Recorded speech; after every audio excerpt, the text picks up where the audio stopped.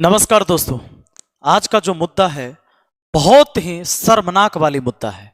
भारत का सबसे बड़ा सेक्स कांड, 2976 सेक्स वीडियो एक पेन ड्राइव में मिला। आरोपी सांसद जर्मनी फरार। यानी इतनी बड़ी वारदात करने वाला जो व्यक्ति है वो कोई साधारण व्यक्ति नहीं है। देश के 11वें प्रधानमंत्री HD देवगौड़ा के पोते प्रज्वल रेवन्ना। अब जरा सोच के देखिए कि जब हम एक वोट डालते हैं तो ये सुनिश्चित करना चाहते हैं कि हमारी बहन बेटियां सुरक्षित हो, देश में ऐसा कानून हो जिसके वजह से घर से अगर महिलाएं निकले तो सुरक्षित घर वापस आए, हमारी बहन बेटी स्कूल कॉलेज जाए तो वापस आए और सुरक्षित आए। हम उस व्यक्ति के हाथ में अपना पूरा ताकत दे देते हैं और वो व्यक्ति इस तरह की घिनौनी वारदात करता है तो निश्चित ही यह शर्मसार करने वाली बात है। यह व्यक्ति किसी एक पार्टी का नहीं हो सकता, यह कोई भी हो सकता है। ऐसा नहीं है कि ऐसे नेता सिर्फ बीजेपी में ही हुए होंगे, और इतिहास पहले भी है, बाकियों का भी।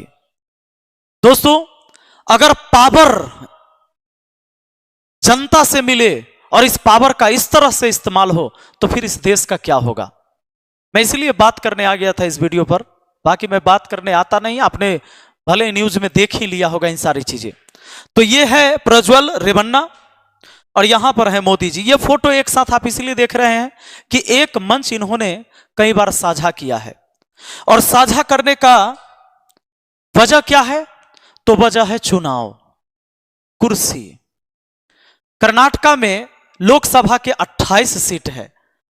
कर्नाटका में जो लोकसभा के 28 सीट है उस पर 14 सीट पर चुनाव हो गई 26 तारीख को, 26 अप्रैल को। टोटल 28 सीट में से 14 सीट पर चुनाव हुआ, और यह चुनाव हुआ है 26 अप्रैल को दोस्तों। बाकी जो 14 सीट पर चुनाव होने वाला है शायद ये 7 मई को चुनाव होगा। ये प्रज्वल रेवन्ना के जो पेन ड्राइव में वीडियो प्राप्त हुआ जिसमें 2000 से अधिक 2976 वीडियो सैकड़ों महिलाओं के साथ दुष्कर्म किए गए, उसमें पुलिस वाली महिला भी सुरक्षित नहीं है। और जिस महिला ने आरोप लगाया वो 4 साल से इस प्रज्वल रेवन्ना के घर पर नौकरी कर रही है, 4 साल से नौकरी। दोस्तों, ये बात भी हो सकता है कि यह महिला खुद अपने चालाकी में रही होगी, क्योंकि 4 साल से इसके साथ दुष्कर्म हो रहा है और बता अब ये रही है, पहले से नहीं बताई, तो इसके भी अपने कोई प्लान रहे होंगे। लेकिन दोस्तों, इसके कोई भी प्लान हो, अगर सांसद बने और सांसद ने सैकड़ों महिलाओं के साथ इस तरह से घिनौना वारदात का अंजाम दिया, यह कहीं से सही नहीं ठहराया जा सकता। अब जरा सोच के देखिए कि क्या पावर हम अपनी वोट से किसी को पावर इसलिए देते हैं कि हमारी महिलाएं सुरक्षित न रहे देश में। और ये व्यक्ति 24 तारीख को जब वीडियो वायरल हुआ, 26 को चुनाव था, 26 के बाद ये व्यक्ति लापता हो गया। चुनाव हो गया इसका, इलेक्शन में ही रहा। आप जान लीजिए कि टोटल 28 सीट में से 25 सीट पर बीजेपी चुनाव लड़ रही है, और इनकी जो पार्टी है, इस पार्टी का नाम JDS पार्टी है। JDS पार्टी 3 सीट पर चुनाव लड़ रही है, 25 और 3 हो गया टोटल 28 सीट, जिसमें से हसन सीट से लोकसभा के उम्मीदवार यही है। पीछे भी ये सांसद रहे हैं और इस बार गठबंधन में बीजेपी के साथ हैं। अब ये दोनों एक दूसरे पर आरोप क्यों लगा रहे हैं? बीजेपी का कहना है कि कांग्रेस जिम्मेदार है। भाई क्यों? तो वो इसलिए कि सरकार वहां कांग्रेस की है और राज्य सरकार वहां कांग्रेस की है, स्टेट गवर्नमेंट। तो भाई इसने उसको सजा क्यों नहीं दिया, उसको पकड़ा क्यों नहीं, उसको भागने क्यों दिया?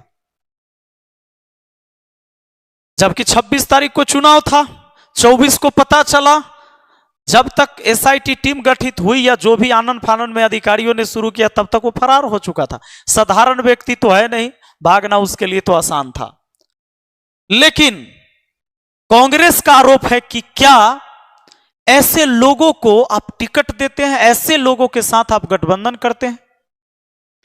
यह बात इसलिए भी जोरदार कहा जा रहा है क्योंकि बीजेपी के जो क्षेत्रीय पार्टी वहां है, क्षेत्रीय कार्यालय, उसने पत्र लिखकर बीजेपी के हाईकमान को आगाह किया था, यह 24 दिसंबर को ही, दिसंबर 2023 में ही, कि भाई इसके साथ चुनाव नहीं लड़ा जाए, यह व्यक्ति ठीक नहीं है। लेकिन बीजेपी ने उससे गठबंधन नहीं तोड़ा और आज अंजाम यह हुआ कि बीजेपी की भी फजीहत हो रही है। दोस्तों, अगर बीजेपी ये आरोप कांग्रेस के ऊपर लगाती है और कांग्रेस बीजेपी के ऊपर, तो आपका क्या मानना है कमेंट में जरूर लिखिएगा कि दोषी कौन है इसमें। पर एक बात और है, जैसे नीरव मोदी देश छोड़ के भाग गया, मेहुल चौकसी देश छोड़ के भाग गया, विजय माल्या देश छोड़ के भाग गया, आज रेवन्ना भी देश छोड़ के भाग गया। क्या ऐसा तो नहीं कि उसी के जैसा ये भी भागा हो? सेम फॉर्मूला, सेम प्लान, कि जब उसके ऊपर गाज गिरने वाला हो तो देश छोड़ के भाग गया। और इन बाकी को, प्रज्वल रेवन्ना से पहले मोदी हो, चाहे चौकसी हो, चाहे माल्या हो, उसको कर्नाटक सरकार ने ही तो नहीं भगाया है। और मेरा तो यह भी मानना है कि अगर बृजभूषण सिंह पर जांच होती, देश के वो बेटियां जो देश के लिए मेडल जीती है, उसने अपना मेडल भी जाके वापस कर दिया, लेकिन यह सरकार एक बार भी उसके ऊपर जांच नहीं करवाई। अगर जांच करवाती तो शायद दोस्त ये बृजभूषण सिंह भी भाग गया होता देश छोड़ के।